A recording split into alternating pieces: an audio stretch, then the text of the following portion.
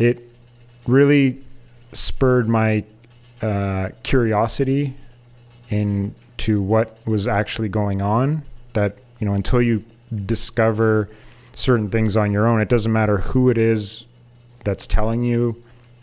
And I think a lot of humans work this way. Like, you could be told something, but until you fully understand it yourself, or the light bulb goes off, which is, sort of what happened a few years later. Even you telling me that this is our family's olive oil, going and see our family's olive oil being produced, it still didn't click that, like, this is actually olive oil and this other stuff isn't. Like, that just still didn't, that I couldn't grasp that at that age. And the thing is, when they explain you how they do it and why get to be what it is, that it was done that way in a lab, was not done under the olive trees, on the olive trees, was done on a lab, because they get the whatever oil,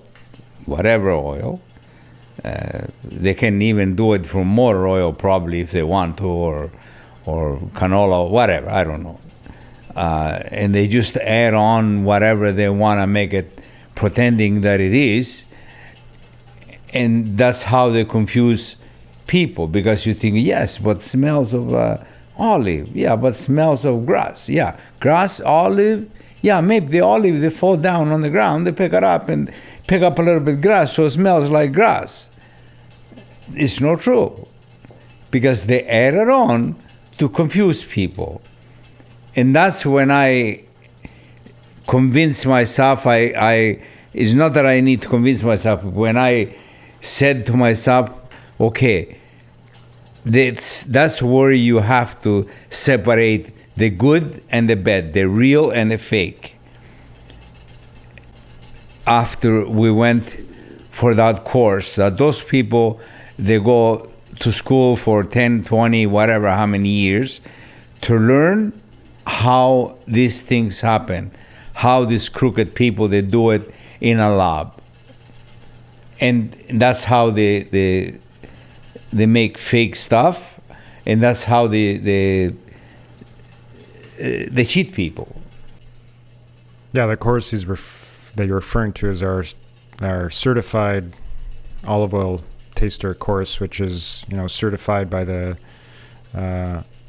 APROL and the European Union. And it basically, and even, at that point I sort of realized what was going on. I tried many different olive oils, but that's where you really start to understand, and you fine tune your tasting buds, your aroma, buds, your organoleptic sensors, which are basically your nose and your taste, and then being able to, find and differentiate even the intensities of different defects that you'll find in an olive oil, even if you're getting an olive oil. But that's something that we did together at our course there, and these are like doctors and that are actually teaching this course. It's not just something you sign up for, and it's there's no master class, I guess, where you can do it virtually, because you have to be there and you have to like physically test your senses to make sure that your senses are even at a certain level to be even considered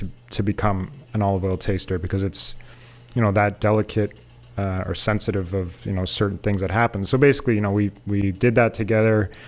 We discovered more, we learned more, we understood olive oil better, which of course translated in us in being able to convey that message to the people that were willing to listen and buy into our product. But it helped us like understand the difference between what's real and what's not. And we both know that, I tell people this all the time, that like, and this happened, of course, when I was younger, because when people are looking at you being younger, they don't, you don't have the, they think that you're bluffing. Yeah, you're too young to know this sort of stuff. But it's just like, hey, this is the only thing I do know. So don't tell me that the one thing I know that I don't know, because this is what I know. And like, real olive oil is one thing that I actually know. And this whole industry is actually, it is the way it is, the way what I'm telling you. And of course, I don't have a gray hair and a mustache and a thick accent and stuff. That's sort of just, you don't even have to talk about olive oil and you seem to be able to sell it.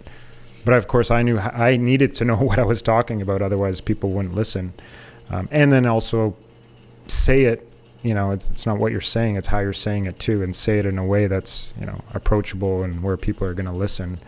So there's so many details to selling this type of product that needed to be tweaked, and they still are, as life is moving forward and so many different changes, and how people perceive things, and what people can understand, and what it's helping people relate what we're doing to something that they know, because everyone knows something or does something or knows an industry that has a good side and has a bad side, and it's kind of like finding that out and then taking what they know and then connecting the dot and saying, yeah, this is what we know, like this is where we're born, we know the cost of olives. And so you end up going back to that, being creative is just like you're making links.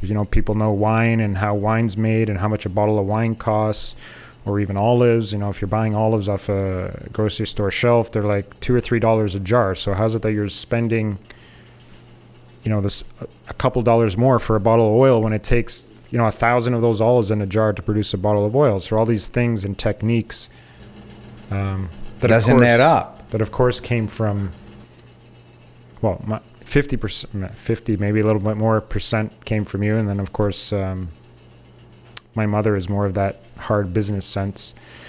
So that's I guess I'm saying thanks for teaching me how to share olive oil. And the biggest thing is, when you're talking to people, you're not talking, you're sharing from your heart. When you share from your heart, people, they can read and they can hear it and they can feel it, and they know you're not bluffing. That's number one. You're talking with your heart. Bottom line, you can't go wrong.